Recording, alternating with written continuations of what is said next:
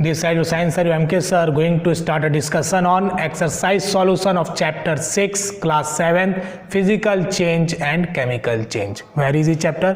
जो भी मैंने क्लासेस में आपको पढ़ाया था बस उसी के बेसिस पे क्वेश्चंस दिए गए हैं, लेकिन जो डिमांड होता है बच्चों का कि सर करा स्टार्ट करते हैं. Classify the changes involve in the following process. जो चेंजेस हमने पढ़े थे फिजिकल चेंज और केमिकल चेंज, उसके बेसिस पे आपके A to F तक दिए गए हैं. हम लोग एक एक करके डिस्कशन भी करेंगे और उसके आंसर्स को भी देखेंगे.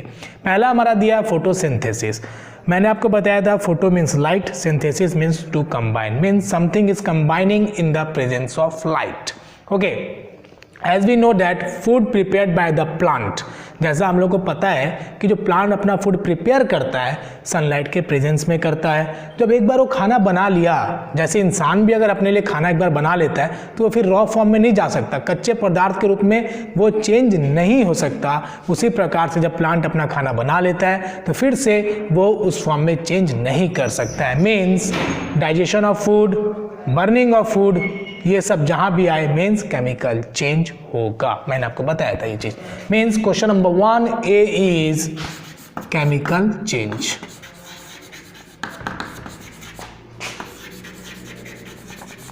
Now question number 1B. What about the B? B is dissolving sugar in water. Dissolving sugar in water, चीनी को अगर आप पानी में घोल देते हो तो उसको हम लोग सेपरेट कर सकते हैं by the process of crystallization. Crystallization process के द्वारा हम उसको सेपरेट कर सकते हैं.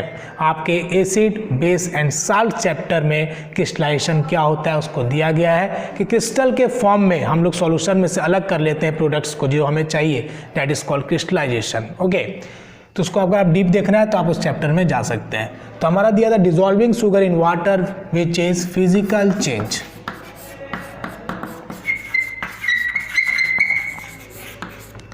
अगर हम बात करेंगे यहाँ पे dissolving dissolving salt in water, अगर हम नमक को पानी में घोलते हैं तो वो हमारा फिजिकल चेंज होगा या फिर केमिकल चेंज होगा. तो वो भी क्या होगा, हमारा फिजिकल चेंज होगा.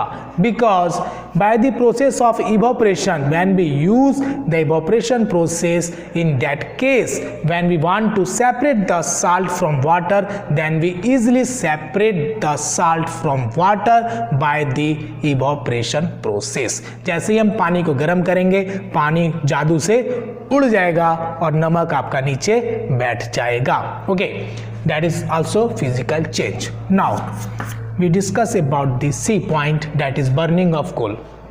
मैंने 1000 बार बोला जहां बर्निंग आएगा वहां पे क्या होगा, केमिकल चेंज होगा. This is an example of malleability. और मैंने आपको बताया था कि मेलेबिलिटी का मतलब क्या होता है कि जो भी सीट के फॉर्म में कन्वर्ट होता है, आप ये देखो एक सीट के फॉर्म में कन्वर्ट है, मीन्स एल्युमिनियम को बीट करके एक सीट के फॉर्म में कन्वर्ट किया गया है, डैट इज़ कॉल्ड मेलेबिलिटी. अगर ये वायर के फॉर्म में होता तो that is called ductility. But it is an example of malleability जो आपको क्लास 8 के मेटल एंड मेटल और क्लास 10th के मेटल एंड मेटल में भी आपको देखने को मिलेगा.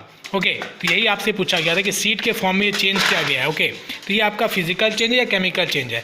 That is an example of physical change because there is a no formation of new substance. यहाँ पे किसी प्रकार के नए सबस्टांस का फॉर्मेशन नहीं हुआ है. So it is called physical change. The third one is burning of coal. मैंने आपको बहुत बार बताया था कि जहाँ भी बर्निंग आता है, मीन्स अगर आपको वर्ड का मतलब नहीं भी पता है, ऐसा हो सकता है कई बार कि वर्ड नहीं मिल जाए आपको, तो आपको बर्निंग है तो आप सीधा केमिकल चेंज लिख दो, 99% सही हो जाएगा. बाई चांस गलत हो जाए तो कोई बात नहीं है, अगर नहीं पता है तो रिस्क ले सकते हैं. ओके, तो C नंबर है आपका burning of coal, that is a chemical change. Okay, that is chemical change. Now next one is melting of wax. Melting of wax की जब हम बात करते हैं, मतलब कैंडल की जब बात कर रहे हैं, तो जो होता है क्या है कि जब कैंडल जलता है, मेल्ट होता है, मेल्ट होने के बाद वैक्स रिलीज होता है. उसके कंडीशन के हिसाब से हम दो चीज़ों को समझ सकते हैं आराम से. तो जब मेल्टिंग ऑफ वैक्स होगा, जब कैंडल जब यहाँ से जलना स्टार्ट होगा तो यहाँ साइड से क्या होगा, मोम रिलीज होगा. जब मोम रिलीज होगा, जिसको वैक्स बोलते हैं, तो उसके हेल्प के द्वारा हम एक नया कैंडल को बना सकते हैं. ओके, इजिली कलेक्ट करके बना सकते हैं अगर आपको आता है तो. ओके, तो ये हो गया हमारा फर्स्ट कंडीशन. तो मेल्टिंग ऑफ वैक्स की जब बात किया जाए, that is physical change. Okay, now अगर आपसे ये बोला जाए कि बर्निंग ऑफ कैंडल, जब बर्निंग ऑफ कैंडल यूज़ किया जाए तो केमिकल चेंज तो आपको पता ही है क्योंकि बर्निंग पहले ही लिख दिया उसने, बट उसमें हमको जानना ये कि ऐसा क्यों होता है, क्योंकि लाइट रिलीज हो रहा है, हीट रिलीज हो रहा है, तो केमिकल चेंज हो रहे हैं वहाँ पे, एक नया चीज़ फॉर्म्ड हो रहा है, तो उसको क्या बोलेंगे हम लोग, केमिकल चेंज बोलेंगे। कई बार रीजन भी पूछा जाता है why the burning of candle is called chemical change, तो then you easily write because it there is a chemical reaction, there is a formation of light, heat as and other substance. Okay, etcetera आप लगा सकते हो जब आपको थोड़ा बहुत कम जानकारी है तो। Okay, now the next one is E number, that is beating aluminium to make aluminium foil. आपने कई बार देखा होगा कि जो नॉर्थ ईस्ट में खास करके ऐसा मैंने देखा है कि जो घर के जो छतें होती है वो एल्युमिनियम फॉइल बोल सकते हैं या फिर चदरे, मोटे चदरे के द्वारा कवर किया जाता है, फाइबर से भी किया जाता है, not only aluminium foil. Okay, तो होता है क्या कि उसको बीट किया जाता है, बीट करके चदरे के फॉर्म में कन्वर्ट किया जाता है, चदरा मीन्स सीट। ओके, तो ये जो टर्म है कि the process of beating of aluminium to make aluminium foil, okay, और the process of beating a metals and convert into a sheet, that is called malleability. आपको क्लास 8 में metal non metal chapters में दिया हुआ है, class 10th में भी जाओगे मेटल नॉन मेटल मिलेगा, वहाँ भी दिया हुआ है। तो इसको थोड़ा सा लिख लेंगे डिफिनेशन, द प्रोसेस इन विच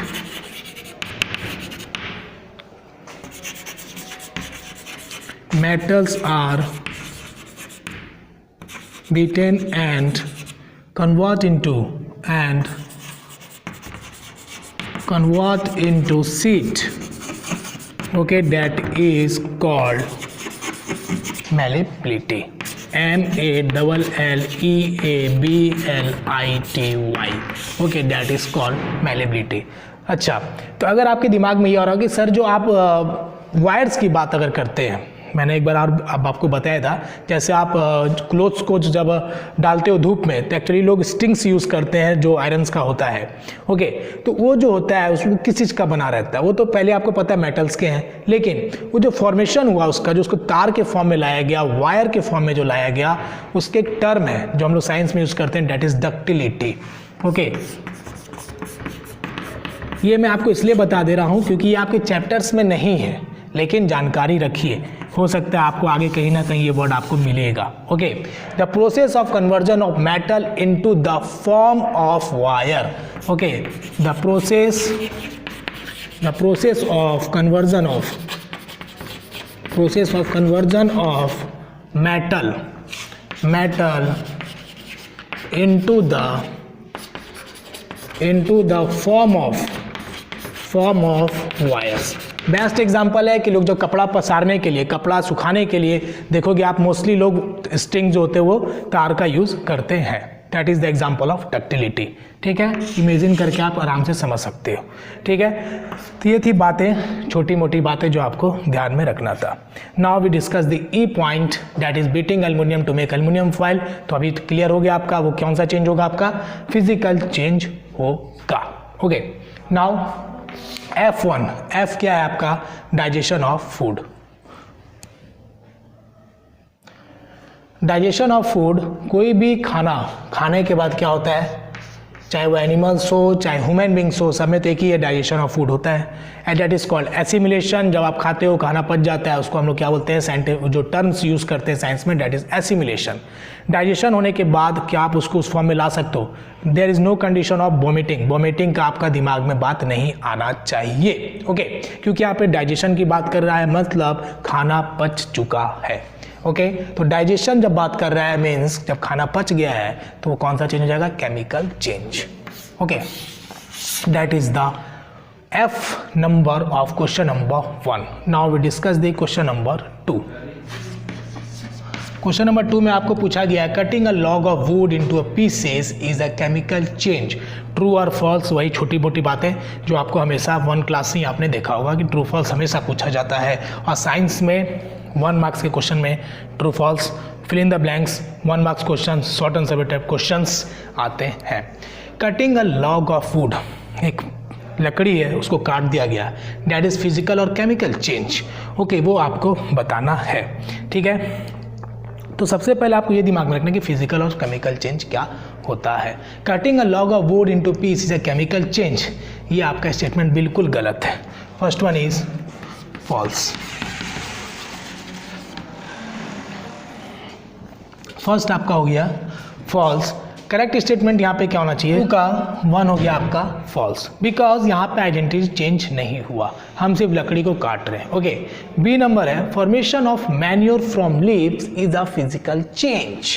आपका खाद बन रहा है। ओके, जब खाद बन रहा है, फॉर्मेशन हो रहा है मैन्योर का, जब खाद बन गया, it is not a physical change, it is a chemical change. तो आपका यहाँ पे क्या लिखा? फिजिकल चेंज, गलत होगा, it is absolutely false. Okay, ये आपका क्या होना चाहिए था? Physical change.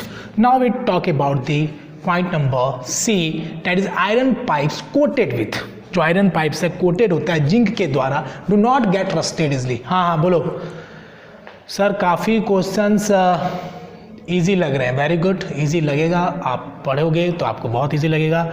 और मैं आप लोग को हॉट्स क्वेश्चन भी बताऊंगा, धीरे धीरे सब कुछ बताऊंगा कि कौन से क्वेश्चंस एग्जाम्स में आने के चांसेस अधिक हैं, कौन से चांसेस कम है, वो भी मैं आपको बताऊंगा। First of all we complete all the points, syllabus and exercise solution, we discuss all the chapters deeply.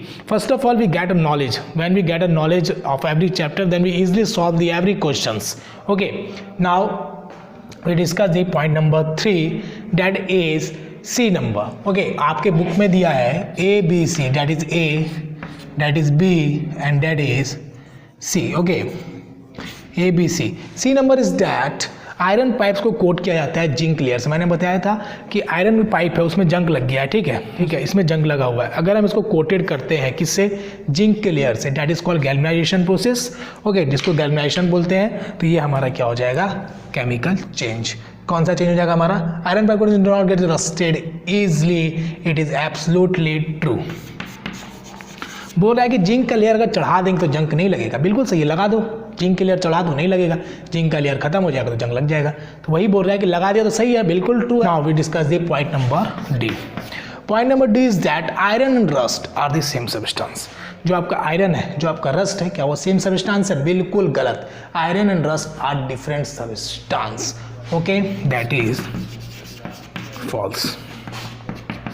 Now we discuss the E number. Condensation of stem is not a chemical change.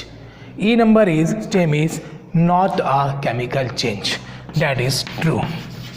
Condensation जो होता है stem का, वो हमारा क्या है? Physical change होगा। Okay, that is question number 2। That is very easily. बहुत अच्छा। सोनू, गोलू, मोनू, टोनू, क्या नाम रखे हो, वेरी गुड। बेटा देखो, जो भी आपका एग्ज़ाम लेता हूँ मैं, क्लासेस लेता हूँ, आपका रिवाइज हो जाएगा। जो भी चैप्टर्स में आपको प्रॉब्लम्स हैं, आप मुझे मैसेज करके पूछ लो। जो आपको पहले के क्लासेस नहीं आप अटेंड किए, अगर आपको ज़रूरत है, आपको नहीं मिल रही है, तो आप मुझे चैप्टर्स के नाम लिख के मैसेज कर दो, मैं आपको सेंड कर दूंगा, ताकि आप उसको अच्छे से प्रिपरेशन कर लो अपने एग्ज़ाम से पहले। कोई भी दिक्कत है आप पूछिए, कोई आप किसी प्रकार की कोई भी प्रॉब्लम्स आपको नहीं होनी चाहिए, खास करके साइंस में। मेरे सब्जेक्ट में तो मैं होने ही नहीं दूंगा, सवाल ही नहीं होता है। बस जो बोलता हूँ उसको पढ़ते जाइए। ब्रेन की कैपेसिटी बढ़ जाएगी, आपकी पढ़ने की कैपेसिटी बढ़ जाएगी। साइंस धुआं हो जाएगा, बिल्कुल धुआं हो जाएगा, टेंशन नहीं लेना। Okay, now we discuss the question number 3।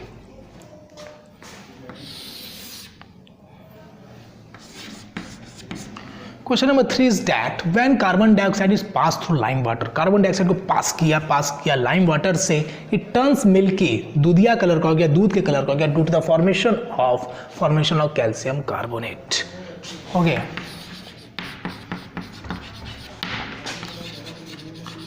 Due to the formation of calcium carbonate, that is CaCO3। उसका फॉर्मूला क्या हो जाएगा आपका? CaCO3। Okay, now we discuss the question number 3। A is completed. Okay, now B number क्या है हमारा? B number है fill in the blanks the chemical name of baking soda. मैंने आपको बहुत अच्छे से समझाया था, बेकिंग को बाय कर दो तो हो जाएगा बाइकार्बोनेट।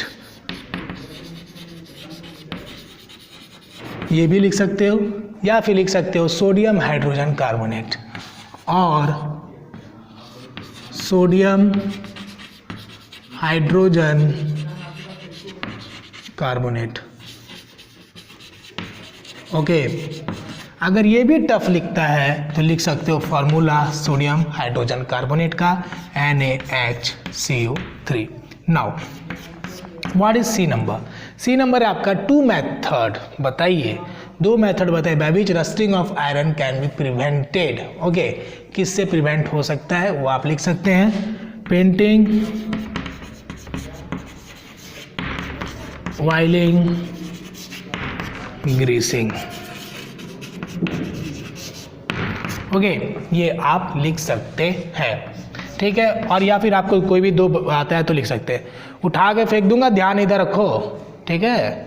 दिमाग ज़्यादा चंगमंग नहीं, चैट कम करना है, क्लास पे ज़्यादा ध्यान देना है, ठीक है। अभी एग्जाम आ रहा है, B focus. Painting, oiling and greasing. Now the D number is changes in which only dash properties of a substance change are called physical change। आपको पता है changes in which only dash property of a substance, physical property of a substance changes are called physical change। तो हो जाएगा यहाँ पे physical properties, जिसके physical properties में change होगा उसको क्या बोलेंगे? physical change। Next one is E number. E number है आपका changes in which new substance are form.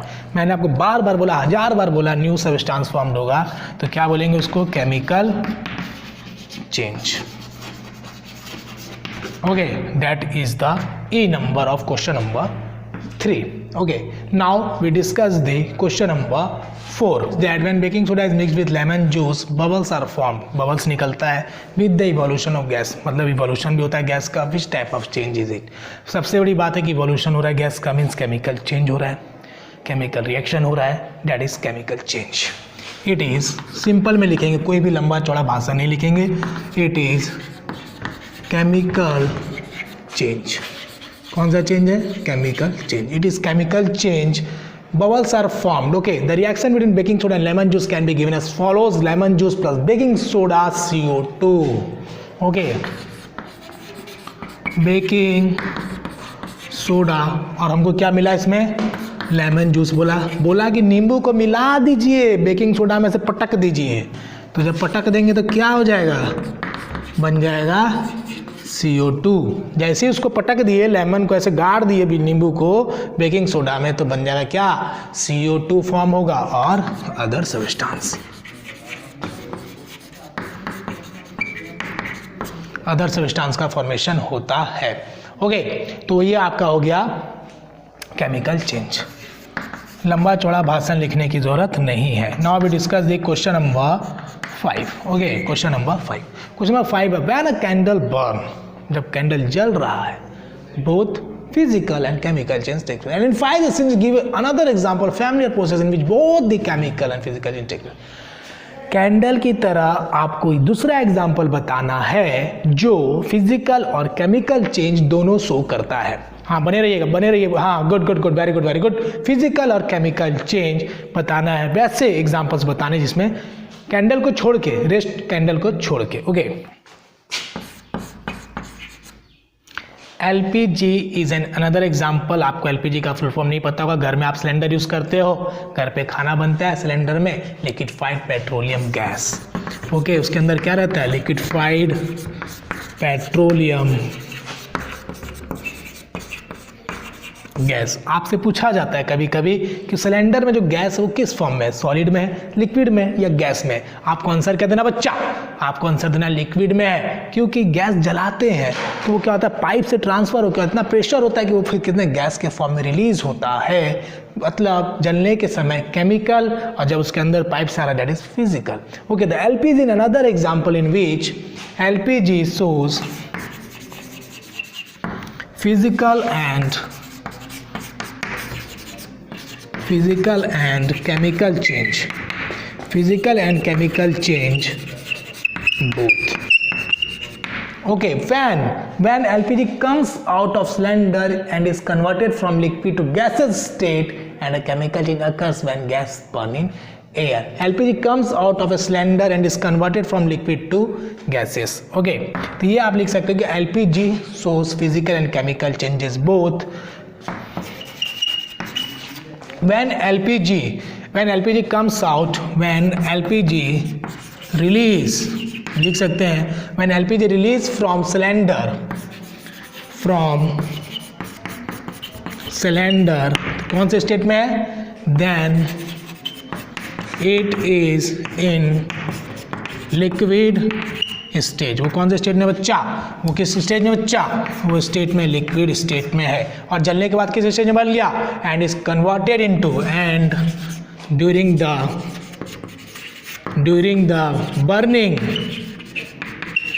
burning it converted into chemical change।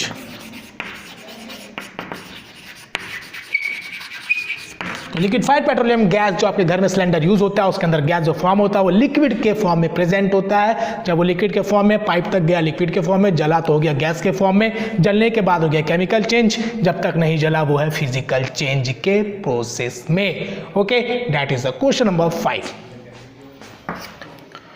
Now we discuss the question number 6। Question number 6 कहता है कि दही का जमना, भैया दही जमा दिया, दिमाग का दही जम गया, ऐसे आपने सुना होगा, तो दिमाग का दही जमता नहीं है। ओके, तो दही जमता है दूध का जब दही जम गया, ये आपका क्या था, मिल्क था, ये आया आपका मिल्क फेवरेट, ये आया आपका दही मेरा फेवरेट। ओके, तो ये अब दही बनाना है, तो करना है क्या है, मम्मी लेके आएगी, थोड़ा सा दही उठा के और दूध में डाल देगी। कितना, 1 चम्मच काफ़ी है, कोई दिक्कत नहीं। 1 लीटर दूध में दही जमाने के लिए 2 चम्मच मान लिया, चलो ठीक है। थोड़ा सा मम्मी ने दही लाया और जमा दिया, तो मिल्क क्या हुआ, सुबह तक बन गया कर्ड, मॉर्निंग में उठ के देखे तो बन गया दूध, क्या, दही बन गया। अरे भैया जब दही बन गया तो वो दूध फिर कैसे बनेगा, तो यही तो क्वेश्चन पूछ रहा है आपसे कि how would you show that setting of curd is a chemical change, because before the curd formation it is in the form of milk, and after the formation of curd there is no formation of milk, means वो reversible process नहीं है, reversible नहीं है तो क्या हो जाएगा, chemical change हो जाएगा। वहाँ पे कन्वर्जन हुआ, लैक्टोबैसिलस बैक्टीरिया पाया जाता है, उसने क्या किया, दही को जमा दिया, तो ये क्या हो जाएगा, केमिकल चेंज हो जाएगा। ठहरिए लिखेंगे, आंसर आराम से लिखेंगे। The curd is formed by the help of milk, okay, and there is chemical change. There is chemical change. Milk is totally converted. The curd is formed by the help of milk, and there is chemical change. The milk is totally converted into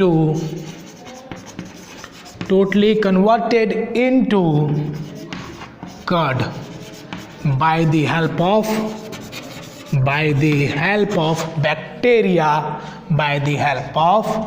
bacteria, that is lactobacillus bacteria present होता है, ठीक है। तो ये आपको लिख देना है। So we can say that setting of curd is a chemical change.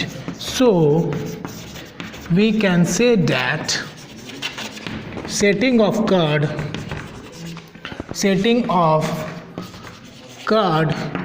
is a chemical change. Okay, that is question number 6। कराएंगे क्वेश्चन नंबर 7 भी कराएंगे, हड़बड़ाओ मत, एकदम silent, keep silent. Question number 7 का डिस्कशन करेंगे। Explain why burning of wood and cutting into small pieces are considered as 2 different types of changes. देखिए, एक तरफ आप बर्निंग ऑफ वुड की बात कर रहे हैं, एक तरफ कटिंग ऑफ वुड की बात कर रहे हैं।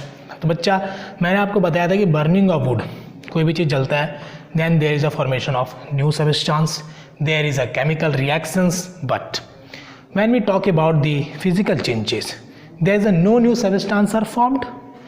Okay, so there is a no new substance is formed in the case of cutting of wood. So we can easily say that cutting of wood is a physical change and burning of wood is a chemical change. Okay,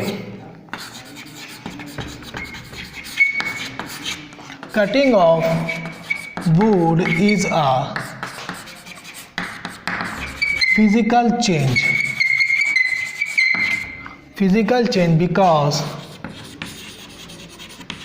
because there is no new substance are formed. Okay, but burning of wood is a chemical change. Burning of wood is a chemical change because there is formation of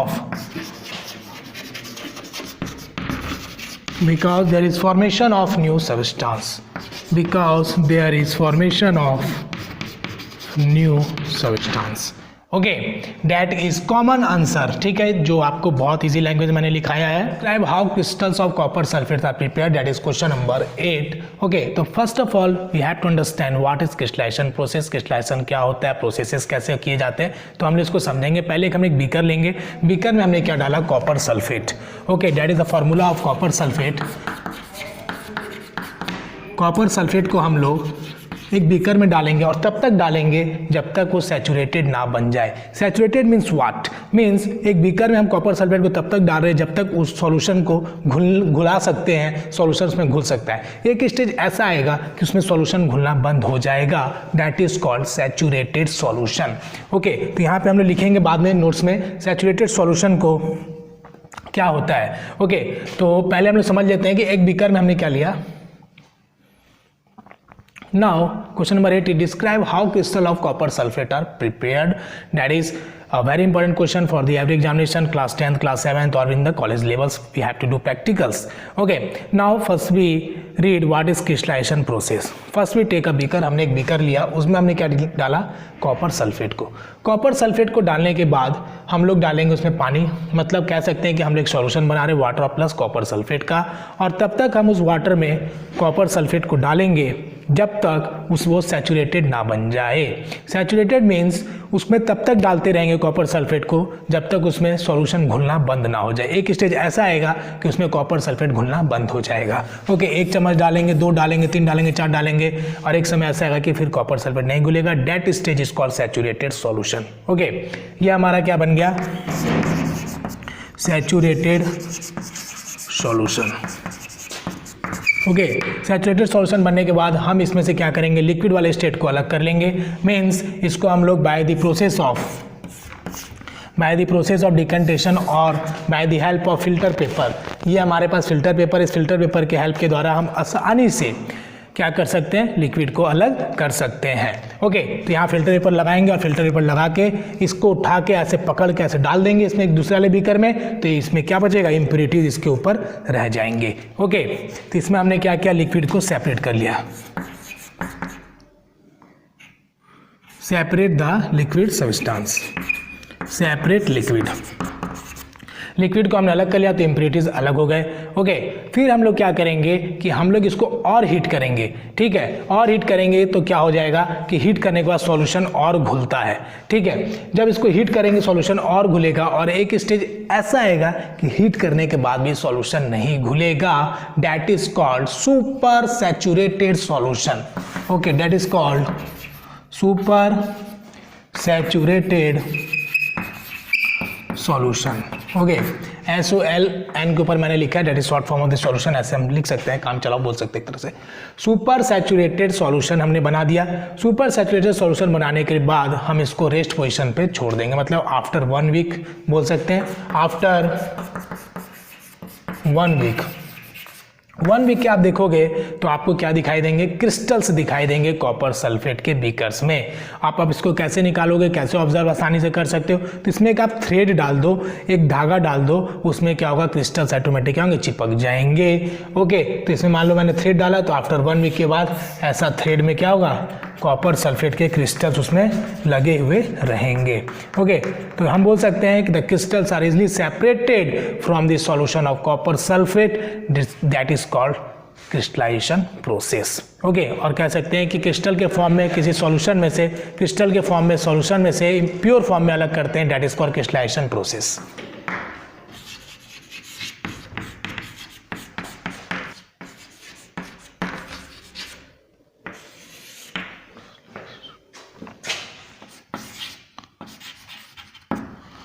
Now we discuss the explanation of crystallization. First we add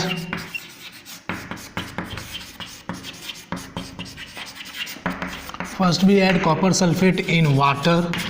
एक cup full of water बोल सकते हैं, cup full of water. Okay, and first we add copper sulfate in water and make a solution. Make a solution that is saturated solution. Make a saturated solution. Okay, and we also heat and stir the solution. After some time we observe that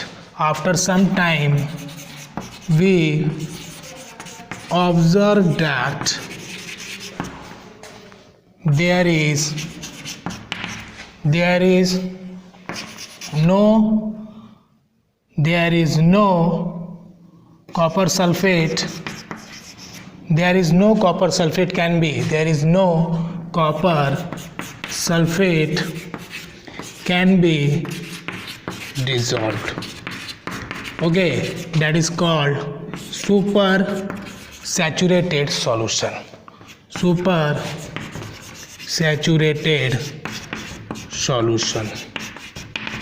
Okay, now we separate the liquid from by the help of filtration or by the help of another beaker.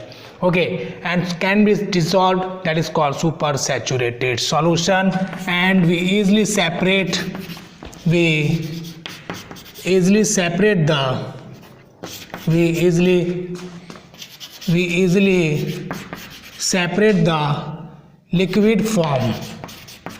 liquid and impurities.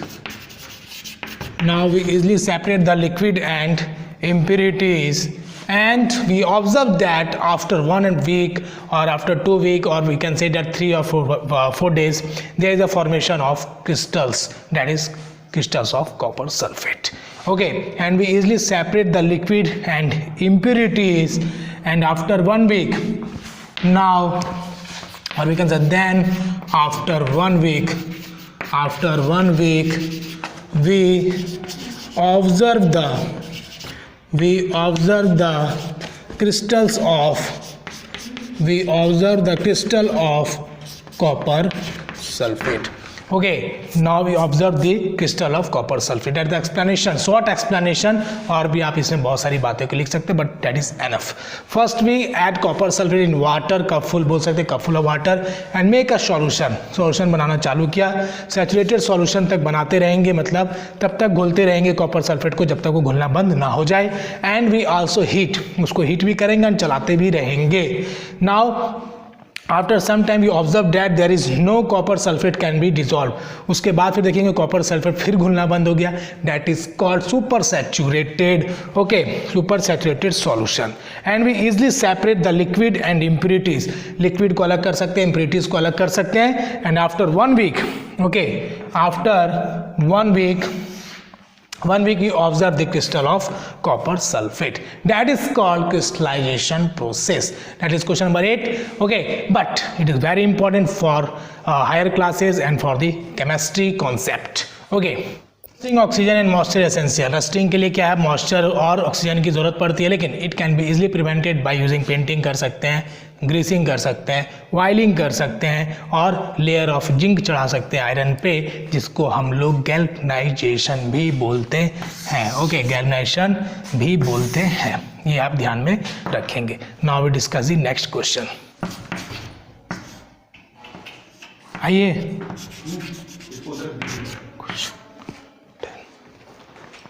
Now the next question is, that is question number 10. Explain why rusting of iron object is faster in coastal area than in desert. Desert रेगिस्तान, coastal area तटीय इलाका, means तटीय इलाके में moisture की जो मात्रा है वो क्या ज़्यादा है. डेजर्ट रेगिस्तान मॉइस्चर की तो बात ही नहीं करेंगे, बहुत गर्मी है. तो बात करेंगे आंसर की, as content of moisture is present, as content of moisture is present in coastal area is more in comparison to the desert areas. That's why rusting of iron object is faster in coastal area than in desert. Easy लिखेंगे, because simple एक line में खत्म कर देंगे. because lot of moisture present in coastal areas, because lot of moisture present in coastal areas compared to desert areas. Okay, desert area से comparison में जो आपका मॉइस्चर जो प्रेजेंट होता है वो कम प्रेजेंट होता है डेजर्ट में और ज़्यादा प्रेजेंट होता है कोस्टल एरियाज में. That's why rusting of iron, that's why rusting is faster. Rusting is faster. That's why rusting is faster comparison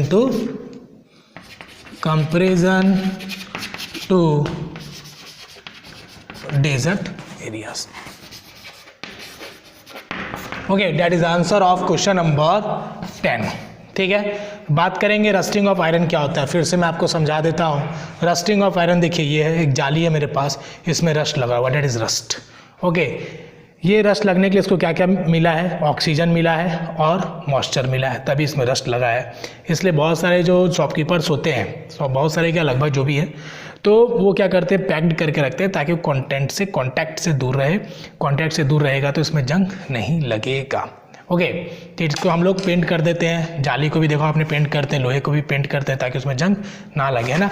और स्टील की अगर बात करें, STEEL, स्टील जिस पे आप प्लेट है आपके स्टील के बर्तन है, उसमें जंग नहीं लगता है. ये बात आप ध्यान रखना, स्टील में जंग नहीं लगता है. Now we discuss the next question. Now we discuss the question number 11 बोलता है कि the gas we use in a kitchen gas, ये क्या हमारा लिक्विफाइड पेट्रोलियम गैस. ओके, मैंने आपको कल फुल फॉर्म ही बताया था. अगर ये गैस निकल रहा है, ओके, और यहाँ जाके ये बर्न हो रहा है, ठीक है, मतलब जो ये इतना दूर तक ट्रैवल किया, ये किस फॉर्म में था, लिक्विड के फॉर्म में है. आपके सिलेंडर में जो गैस है वो किस फॉर्म में, लिक्विड के फॉर्म में है. इसका नाम से भी स्पष्ट है, लिक्विफाइड पेट्रोलियम गैस, लिक्विड के फॉर्म में. पाइप में जा रहा. जब तक ये जल नहीं रहा है तो हीट रिलीज नहीं हो रहा है, केमिकल चेंज फॉर्मेशन नहीं हो रहा है. मीन्स जब तक ये पाइप तक है, that is called physical change. Okay, और जब ये जलना चालू कर दिया तो क्या हो जाएगा, केमिकल चेंज. ओके, और हमारा क्वेश्चन क्या बोलता है देखेंगे. The gas we use in the kitchen is called liquefied petroleum gas. Very good. In the cylinder it exist as a liquid. Very good, liquid में एग्जिस्ट भी करता है. When it come out from the cylinder से बाहर निकला, बोल रहा है, ये मान लीजिए मेरा क्या सिलेंडर है, LPG सिलेंडर से जब बाहर निकल रहा है, इट बिकम्स अ गैस. बिल्कुल सही है, गैस है. ये क्या हमारा गैस है इसमें, ठीक है. उसके बाद बोलता है change A becomes a gas, change A, then it burns, change B. The following statement pertain to this changes, choose the correct one. ये चेंजेस के अकॉर्डिंग में आपको ऑप्शन दिए गए हैं. Process A is a chemical change. बच्चा, process A आपका chemical change कैसे होगा, बिल्कुल गलत ऑप्शन है, ए हो ही नहीं सकता. ये आपका बी बताएंगे, अभी देखेंगे. Process B is a chemical change. Very good, process B आपका बर्निंग हो रहा है तो ये आपका क्या, केमिकल चेंज होगा. मैंने आपको बताया था जहां भी बर्निंग आ जाए तो वहां का क्या हो जाएगा, केमिकल चेंज. थर्ड ऑप्शन है both process A and B are chemical change. बिल्कुल गलत, आपका ए क्या है, फिजिकल चेंज है. फोर्थ बोलता है none of this process is a chemical change. बोलता है कोई भी प्रोसेस में केमिकल चेंज नहीं है. तो right answer is 2 number, that is B is a chemical change. B आपका क्या, केमिकल चेंज है. Okay, now we discuss the question number 12.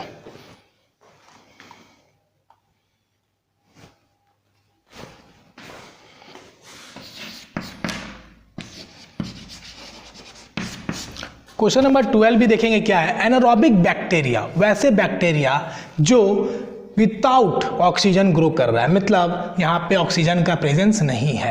Anaerobic bacteria digest animal waste and products biogas, आपको पता है biogas से भी हम लोग फ्यूल के रूप में यूज़ करते हैं, उससे भी खाना बनाने के लिए इस्तेमाल किया जाता है और अदर फैक्टर्स के लिए। Change A, the biogas is then burnt as fuel, same condition है, बायोगैस बनने से पहले और बायोगैस का यूज कैसे हो रहा है, फ्यूल के रूप में जला दिया, उसके बाद the following statement pertain to this changes, choose the correct one, कौन सा चेंजेस क्या होगा। Process A is a chemical change, देखिए एनारोबिक बैक्टीरिया क्या किया, आपको डाइजेस्ट कर दिया, डाइजेशन, बर्निंग, ये सब जहां भी आता है केमिकल चेंज होता है, मैंने आपको बताया था। तो anaerobic bacteria digest animal waste and product biogas, okay, तो यहाँ पे दोनों के दोनों क्या हो जाएंगे, केमिकल चेंज हो जाएंगे मेरे ख्याल से। ऑप्शन देखेंगे, अभी हड़बड़ाइए मत, जाइए मत, देखिए देखिए एक बच्चा बोल रहा सर नहीं आ रहा समझ में, अरे आएगा आएगा, रुको रुको रुको आएगा। Process A is a chemical change, process A क्या हमारा केमिकल चेंज है, very good. Process B is a chemical change, very good. Both process A and B are chemical change, बस इसी ऑप्शन का इंतजार था, तो ऑप्शन नंबर 3 आपका क्या हो जाएगा answer. Both process A and B are chemical change। Okay, तो both process A and B क्या हमारा केमिकल चेंज है। That is question number 12, that is the last question of this chapter. तो आपको कोई भी डाउट है तो आप पूछिए, कोई भी दिक्कत हो पूछिए, मैसेज करिए, आपको रिप्लाई मिलेगा। और अपने सब्जेक्ट टीचर कोई से भी आप लिख के भेज सकते हैं, उनसे पूछ सकते हैं, कोई दिक्कत नहीं है। आपको जहाँ सेटिस्फैक्शन मिले, जहाँ भी आप सेटिस्फाइड हो, आप वहाँ पूछिए और आगे बढ़िए। और अपने जो लेवल्स हैं उनको इंक्रीज करिए, अपने नॉलेज को इंक्रीज करिए, क्योंकि नॉलेज इज़ पावर, नॉलेज है तो सब कुछ है। मार्क्स ज़्यादा कम हो सकता है, लेकिन अपनी नॉलेज को बढ़ाइए। जब तक आपके पास नॉलेज रहेगा तो मार्क्स कम से ज़्यादा आसानी से कन्वर्ट हो जाएगा। Bye bye, take care, have a nice day.